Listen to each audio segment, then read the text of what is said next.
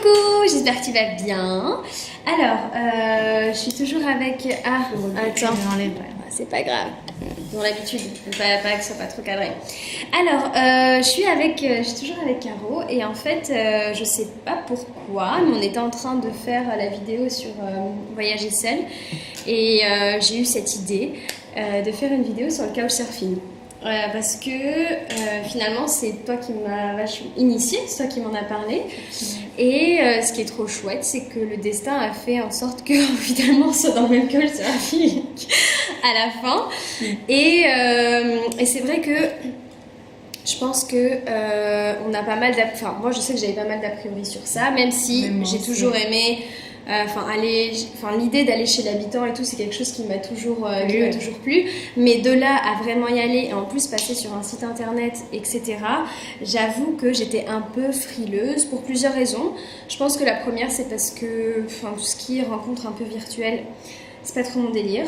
Et je pense que la deuxième raison, c'est que tu sais pas chez qui tu arrives. Et du coup, j'avoue que ça peut faire un peu peur, surtout que tu arrives, tu te ramènes, t'es toute seule avec ton sac à dos. Voilà, une fois de plus, je pense que c'est encore un préjugé qu'on a, qui est vachement ancré en nous, de ce truc parce qu'on est une femme, du fait qu'on est vulnérable. Bon, clairement, c'est sûr qu'en tant que femme, il y a plus de viols, je pense qu'on viole plus de filles que de mecs, même si ça arrive. Mais voilà, ça reste quand même un préjugé. Même si j'essaie d'enlever tout ça, ça reste quand même. Ouais. Alors, du coup, comment on pourrait faire? Parce que j'ai pas du tout préparé la vidéo, honnêtement, pour être franche avec toi, mais j'adore quand c'est comme ça. Du coup, ouais, comment t'as découvert Couchsurfing, toi? Eh ben, figure-toi que c'est une Française que j'ai rencontrée du coup à Salta. Qui m'a fait découvrir ça et du coup on a fait un couchsurfing du coup toutes les deux, donc chez un garçon donc à Salta. D'accord.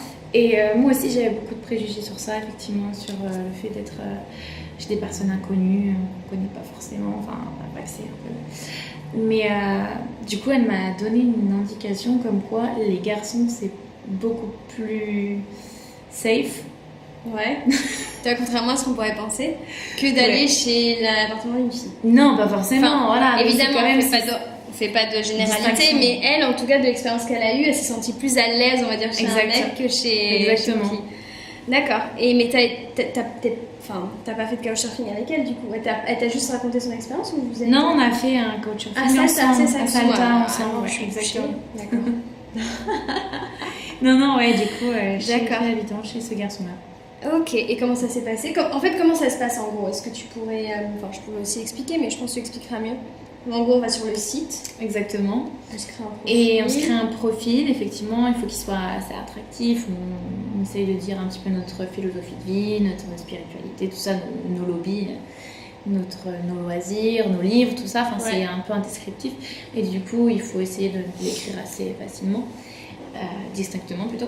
Et du coup après tu contactes en fait en fonction de la localisation où tu es, tu contactes la personne, en fait tu as plusieurs possibilités et après en fait tu as des avis si la personne a déjà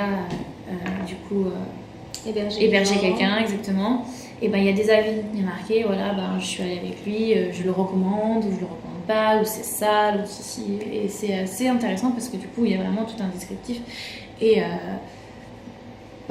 par exemple, tu vois, il y a une personne où j'ai regardé un petit peu son avis et l'avis n'était pas vraiment chouette. Donc du coup, je me suis dit, bon, on va peut-être pas aller chez lui.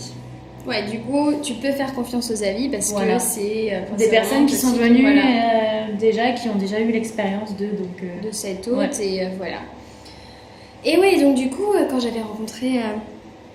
Caroline, et je lui ai demandé où elle était dans Buenos Aires. Elle m'a dit moi je suis chez un couchsurfer, ça se passe trop bien, machin. J'ai fait trop cool, enfin, parce que j'ai déjà rencontré des gars qui ont fait du couchsurfing, mais une fille jamais. Alors du coup elle m'a un peu expliqué, etc.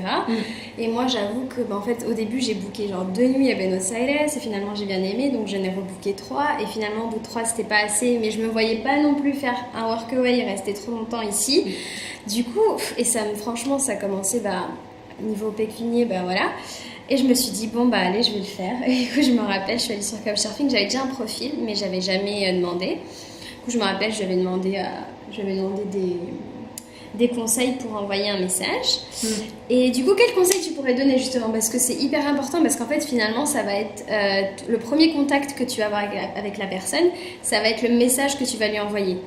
Et du coup, je pense qu'il ne faut pas lésiner dessus. Enfin, je pense que c'est même là où il faut vraiment bien... Et bien écrire, effectivement, en fonction du descriptif de la personne. Et de toi, de tes envies et de ce que tu es. Et si par exemple tu es sportive et que lui aussi, ça peut être un point commun et que du coup vous pouvez échanger à ce moment-là. Si tu aimes cuisiner, là c'est pareil. Lui aussi, il sera ravi effectivement d'avoir une personne qui cuisine chez lui, quoi. C'est clair. Voilà, enfin c'est vraiment un échange, je trouve. C'est très très bien. C'est clair, parce que moi je me rappelle, du coup, ce que j'ai fait, c'est que j'ai d'abord lu le profil du couchsurfer qui était en question, et parce qu'il avait eu vraiment beaucoup d'avis. J'ai vu aussi qu'il avait énormément voyagé, qu'il a lui-même fait du couchsurfing, et donc du coup je me suis dit bon, déjà le gars il est dans cette optique, il sait ce que c'est un peu les galères d'un voyageur, etc. Et voilà, donc j'avoue que ce profil, il m'a attiré l'attention, et du coup j'ai bien lu le sien, et quand j'ai rédigé mon message, j'ai essayé de lui faire comprendre que j'ai pris le temps de lire son profil, tu vois. Exactement. En disant, j'ai vu par exemple, il était professeur de sciences politiques par exemple, j'ai fait, j'ai vu que tu t'intéressais aux politiques, il se trouve que moi aussi, mais je connais rien aux politiques, par exemple sud-américaines, ce qui est vrai, je connais plus ce qui se passe dans le Moyen-Orient, en Europe, machin, je dis ça pourrait rien. Et voilà, et en fait, après quand je l'ai rencontré, on a reparlé un peu de tout ça, et il m'a expliqué qu'il y avait énormément de couchsurfers en fait qui faisaient un message, ils faisaient des copier-coller, ils les envoyaient genre à 5 personnes différentes, et il disait que il le sentait tout de suite, et que ce genre de personnes, que ça l'intéressait pas, parce qu'il dit que au final, certes, ils nous rendent service, mais en général, ce que tu entends des couchsurfers, c'est que eux aussi sont hyper contents de pouvoir te recevoir chez eux, parce que ça leur permet, tu vas aussi leur apporter quelque chose. En fait, exactement. Tu vois, c'est ça que j'aime dans l'esprit de couchsurfing, c'est que c'est un échange, c'est pas juste bonjour, je viens quémander un toit. Non, mais c'est vrai, exactement. En fonction des loisirs de chacun, là, par exemple, du coup, celui-là à Buenos Aires, du coup, Sébastien.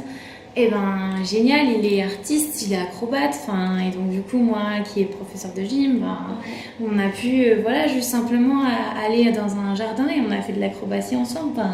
C'est génial, tu vois, boire un coup aussi avec lui et parler de tout et de rien. C'est vraiment très chouette, je conseille à tout le monde, vraiment. C'est clair. Ouais, c'est clair. Et puis donc du coup et puis même, finalement, ils nous font aussi découvrir la ville, parce que comment j'ai rencontré son couchsurfer, c'est que c'était le soir, on s'est dit bon, on va sortir. Donc il nous a rejoint après son boulot, on est allé dans le quartier de Palermo. Et du coup, là, je l'ai connu, on a pas mal discuté, mon couchsurfer nous a rejoints. Aussi. Et en fait, c'est ça qui est trop chouette, et je m'y attendais pas, c'est que, tu vois, ils nous font, de moins les 2 expériences qu'on a eues, ils nous ont fait visiter la ville, ils nous ont donné plein de tips, et ils prennent sur leur temps personnel. Mais c'est encore mieux qu'un guide, parce qu'il est pas là, il te considère pas comme une touriste, justement, il te considère comme genre quelqu'un qui a fait le trajet pour arriver jusqu'à ce pays-là. Exactement. Et ils ont envie de te partager ça, et franchement, c'est une expérience de malade, et je sais que maintenant, je pense que je vais le faire... Je vais le faire assez régulièrement. Là, demain, je vais aller à Rosario. Je pense que je vais faire une demande de couchsurfing. Et voilà. Et sinon, qu'est-ce que je peux... Ouais, je pense que la dernière chose qu'on pourrait dire, c'est justement, nous, qu'est-ce qu'on peut leur apporter, du coup. Toi, qu'est-ce que tu as pu apporter en échange? Tu vois, par exemple, moi, ce que j'avais fait, c'est qu'à la base, je voulais lui préparer un plat. Mais finalement, étant donné qu'on était sortis, machin et tout, ça s'est pas fait. Et je me rappelle, le lendemain, on avait commandé des sushis, du coup j'avais payé, tu vois. Voilà. Du coup ça a été un peu ma contribution. Et toi? Moi, pour ma part, je fais à manger. Je fais la vaisselle aussi, c'est comme si on était en colocation, donc simplement l'aider, quoi. S'il a besoin de faire la cuisine, s'il a besoin de laver ou quoi que ce soit, moi je suis là, il n'y a pas de souci. C'est... Ouais, franchement c'est trop chouette. Et regarde, moi en fait, étant donné que mon couchsurfer il devait partir plus tôt pour l'anniversaire de son père, Sébastien m'a dit mais il n'y a pas de souci, tu peux venir. Et du coup on partage un lit gonflable. Et c'est trop franchement c'est trop marrant. Mais ce qui est trop bien, c'est qu'on a en haut on a une chambre avec de la propre salle de bain et Ouais, tout. ça dépend vraiment ça, après, hein, parce qu'il paraît que du coup, il y a des moments où Couchsurfing, c'est vraiment sur le canapé. sur le canapé ou quoi que ce soit. Ouais, Voilà, mais tant que du coup, on a un toit sur la tête. C'est ça, c'est chouette. exactement. Puis on peut partager, du coup, c'est toujours pareil, c'est le maître mot, c'est partager avec la personne. Exactement. C'est le plus important. C'est le plus important. Donc, clairement. Et quand même, ça offre une dimension au voyage autre quand même, hein. Différente. Parce que tu es avec les locaux, mais vraiment pour de vrai, tu vois, et chez eux, dans leur maison. Et puis tu vis avec eux, et puis tu vois un petit peu où est-ce qu'ils vont boire un coup, donc du coup tu vas avec eux, puis tu rencontres encore d'autres personnes. Enfin, c'est... Ouais. C'est trop chouette. Donc voilà, les auberges de jeunesse, c'est hyper cool aussi. J'avoue que j'ai rencontré plein de monde. Enfin, c'est différent. Mais en tout cas, maintenant je recommande Couchsurfing plus et je pense que ça va être quelque chose qui va devenir... Je vais essayer de faire rentrer ça dans ma nouvelle routine. Ouais, moi ça l'est déjà, ça y est. Ouais. J'ai des conquises alors. Super, écoute, merci beaucoup de m'en avoir parlé. J'espère que cette vidéo aussi va pouvoir peut-être t'aider à te lancer ou du moins avoir un aperçu de ce que c'est le Couchsurfing. Finalement, on s'en est pas mal sorti, je trouve. On a fait un peu le tour de la question, non? Je pense, ouais. C'était trop chouette. Ok, voilà. Bon, écoute, je te souhaite une très très bonne journée. Prends soin de toi. Je te fais plein de bisous et puis je te dis à très vite. Ciao. Ciao.